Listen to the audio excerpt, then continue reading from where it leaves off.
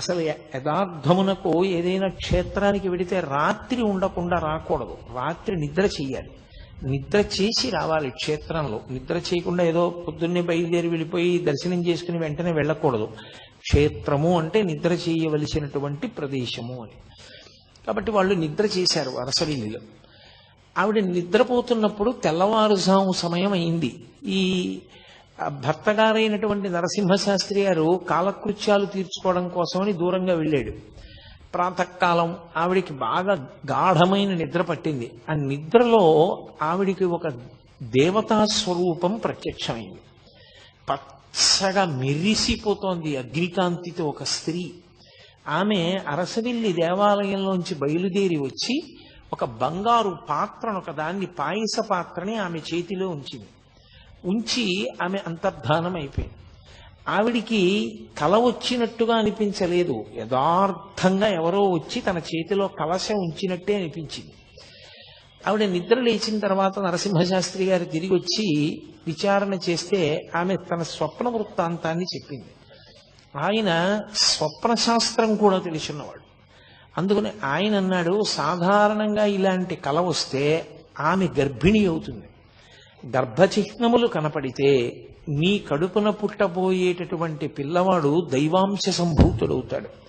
నీకు కనపడినటువంటి స్వరూపాన్ని హిరణ్మయి అని పిలుస్తారు.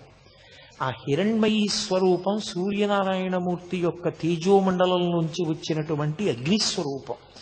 అది కలశ నీ చేతిలో ఉంచింది అంటే తప్పకుండా నీ కడుపున చాలా గొప్ప పిల్లవాడు ఒకడు జన్మిస్తాడు.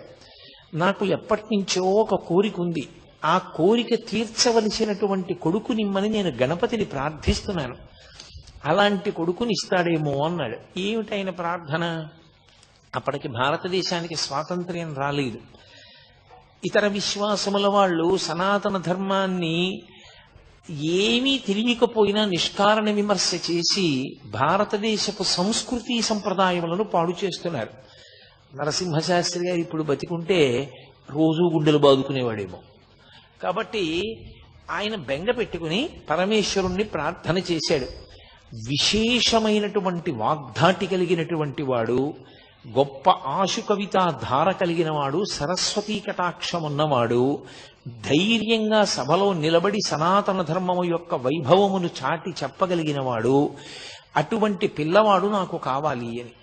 అటువంటి కొడుకు పుడతాడేమో, సూర్యనారాయణమూర్తి అనుగ్రహించి ఉంటాడు, అందుకే హిరణ్మయీ స్వరూపం నీకు దర్శనమిచ్చింది అన్నాడు. కొంతకాలం అయింది, ఇంటికి వెళ్ళారు. ఆమెకి గర్భ సూచనలు కనపడ్డాయి. వెంటనే ఆమెని ఆమె పుట్టింటికి పంపించేసి తాను తీర్థయాత్రకు బయలుదేరి కాశీపట్టణానికి వెళ్ళాడు. ఆయనకి డుంఠి గణపతి అంటే మహాప్రీతి. వెళ్ళి కాశీపట్టణంలో ప్రతిరోజు గంగా స్నానం చేయడం, డుంఠి గణపతి దగ్గర కూర్చోవడం, గణపతి యొక్క మంత్రాన్ని జపం చేసుకుంటూ ఉండడం, అది ఆయన చేసేటటువంటి కార్యక్రమం.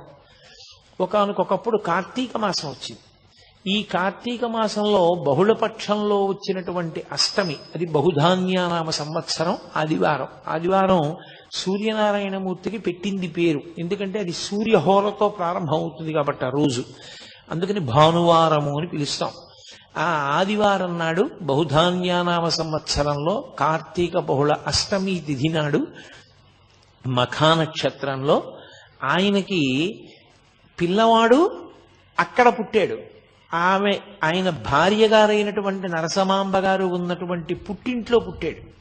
ఇక్కడ ఈయన కార్తీక బహుళ అష్టమి తిథి నాడు డుంఠి గణపతి దేవాలయంలో కూర్చుని ధ్యానంలో జపం చేసుకుంటున్నాడు. ఆయనకి ధ్యానంలో డుంఠి గణపతిలోంచి ఒక పసిపిల్లవాడు కిందకి దిగి పాకుతూ వచ్చి తన తొడ ఎక్కి కూర్చుని తన గడ్డం పట్టుకుంటున్నట్టు కనపడింది. ఆయన వెంటనే ఎవరు ఈ పిల్లవాడు నా తొడ మీద కూర్చున్నాడని ఒక్కసారి ధ్యానంలోంచి బహిర్ముఖులై తన తొడ మీద చూసుకున్నారు. పిల్లవాడు లేడు. గణపతి వంక చూశారు, గణపతి అలాగే ఉన్నారు. అచ్చు పిల్లవాడు వచ్చినట్లు అనిపించింది అని ఒక్క క్షణం ఆలోచించారు. బహుశా నాకు పుత్ర సంతానం కలిగి ఉంటుంది, ఎవరో కారణ జన్ముడు జన్మించాడు, విఘ్నేశ్వర ప్రసాదంగా నా ఇష్టదైవమైనటువంటి డుంఠి గణపతి యొక్క అనుగ్రహంతో పిల్లవాడు జన్మించాడు, నేను ఆ పిల్లవాడికి గణపతి పేరే ఉంచుకుంటానని నాకు జాతాశౌచం వచ్చింది కాబట్టి నేను ఇక్కడ ఉండకూడదని ఆయన బయలుదేరి మెల్లగా ఆయన అత్తవారింటికి చేరుకున్నాడు. భార్య సంతోషంగా మెరిసిపోతున్నటువంటి పిల్లవాడిని తీసుకొచ్చి చేతుల్లో పెట్టింది. ఈ పిల్లవాడు ఫలానా సమయంలో పుట్టాడా అని అడిగారు ఆయన. తనకి కార్తీక బహుళ అష్టమి నాడు ఏ సమయానికి డుంటి గణపతిలోంచి పిల్లవాడు కిందికి దిగి పాకుతూ వచ్చి తన తొడ మీద కూర్చున్నట్టుగా దర్శనమైందో ఆ సమయాన్ని చెప్పి అడిగారు. ఆవిడంది, అదే వీడు పుట్టినటువంటి సమయం, అప్పుడే పుట్టాడు. చాలా సంతోషించారు. ఆమెకి సూర్యనారాయణమూర్తి ఇష్టదైవం, ఆయనకి విఘ్నేశ్వరుడు ఇష్టదైవం. అందుకని ఇద్దరి పేర్లు కలిసి వచ్చేటట్టుగా సూర్య గణపతి శాస్త్రి అని పేరు పెట్టారు. ఇద్దరికి అంటే మగపిల్లవానికి పెట్టేటప్పుడు సరి సంఖ్యతో ఉండాలి, అందుకని సూర్య గణపతి శాస్త్రి అని పేరు ఉంచారు. శాస్త్రి అంటే శాస్త్రం ఎరిగినవాడు, శాస్త్రం ఎరిగిన వాడిని శాస్త్రి గారు అని పిలుస్తారు. నాకెందుకులేండి. కాబట్టి ఆయన అటువంటి శాస్త్రపారంగతుడు కావాలి అని చెప్పి పాపం తండ్రి గారి కోరిక, అందుకని సూర్య గణపతి శాస్త్రి అని పేరు ఉంచాడు. కానీ ఈ పిల్లవాడు కొంచెం పెరిగి పెద్దవాడు అవుతున్నప్పుడు ఆయన పేరు ఎక్కడ చెప్పకున్నా వాసిష్ఠ గణపతి అని చెప్పేవాడు. అందుకే సూర్య గణపతి శాస్త్రి అన్న పేరు మీకు ఎక్కడ కావ్యకంఠ గణపతి ముని పేరులో కనపడదు. వాసిష్ఠ గణపతి అంటారు, అది ఋషి సంప్రదాయం. ఆయన ఋషి సంప్రదాయాన్ని తీసుకుని గణపతి ముని ఏం చేశారంటే, ఆయన యొక్క గోత్రం త్రయాఋషేయం, కౌండిన్య మైత్రావరుణ వాసిష్ఠ త్రయాఋషేయ ప్రవరాన్విత అని. అందులో ఋషి సంప్రదాయంలో ఆ గోత్రంలో ఉన్నటువంటి ఋషుల్లో చిట్ట చివరి ఋషిని తీసుకుని ఆ ఋషి పేరు ఇంటి పేరుగా ఉంచుకున్నాడు ఆయన. అది ఋషి సంప్రదాయం అంటారు, అదేం దోషం కాదు. కాబట్టి వాసిష్ఠ గణపతి అని వచ్చింది.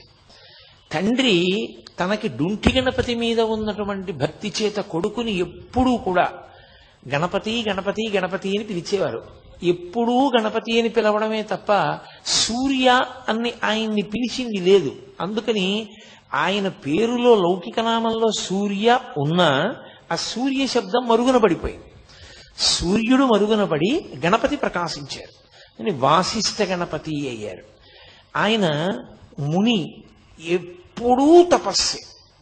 అసలు ఆయనకున్నంత ఇష్టం తపస్సు మీద ఇంకా దేని మీద ఉండదు. ఏదైనా క్షేత్రానికి వెడితే ఓ పాడుపడిపోయిన దేవాలయం చీకటిగా ఉండి డొంకలతో ఉన్న చూసుకుని అందులో తపస్సు చేసేవారు ఆయన. అంత తపస్సు ప్రీతి కలిగిన వారు కాబట్టి, మననశీలి కాబట్టి ఆయనకి ముని అన్న పేరు వచ్చింది. అందుకని గణపతి ముని అయ్యారు.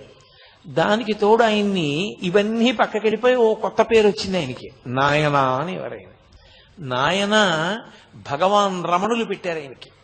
ఆయన పేరేమిటో కూడా కనుక్కోకుండా భగవాన్ రమణులు ఆయన్ని నాయన అని నోరు విప్పి ఆయనతో మాట్లాడారు. మొట్టమొదటిసారి మాట్లాడారు రమణ మహర్షి తన జీవితంలో.